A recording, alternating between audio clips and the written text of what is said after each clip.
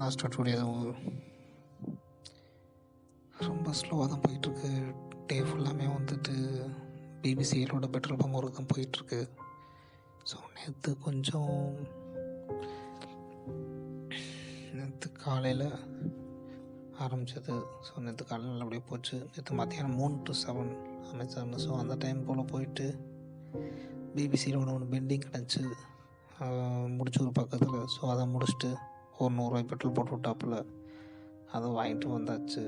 So இன்றைக்கி போனது, இன்றைக்கி பிளான் பண்ணதே ஒரு ஷேவ் ஒன்று அட்டன் பண்ணணும்னு நினச்சி தான் பண்ணுறேன். அதை அட்டன் பண்ண முடியலை. அதுக்கு பதிலாக அதுக்கு ரிலேட்டடாக இருந்த பக்கத்தில் இருந்த டிக்கெட்ஸ்லாம் போய் முடிச்சுட்டு வந்தாச்சு இன்றைக்கி.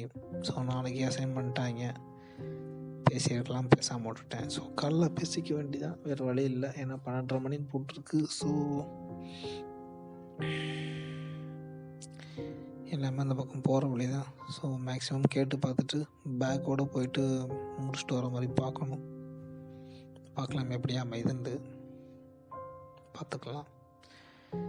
ஸோ ரஞ்சித்தோட லைஃப்பை பற்றி சொல்லிக்கிட்டு இருந்தேன். ரஞ்சித்தோட உண்மையிலே ரஞ்சித்தோட அரேஞ்ச் மேரேஜை பார்க்குறப்போ போகாமல் இருக்கிற அளவுக்கு பர்ஃபெக்டான பேராக இருக்காங்க.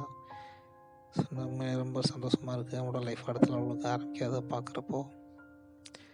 ஸோ நெக்ஸ்ட்டு அப்பப்போ கம்ஃபர்ட் ஜோனுக்குள்ளே வரணுன்ற மாதிரி தோணுது. பயம்.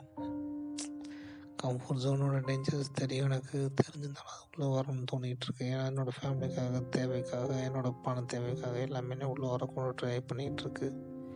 பட் நான் அதுக்குள்ளே கொண்டு வரக்கூடாதுன்றதுல எவ்வளோ தூரம் ஆழமாக இருக்குன்றது எனக்கு தெரியும் நல்லாவே.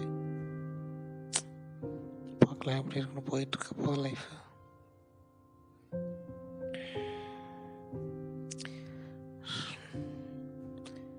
I have to move on. Let's see.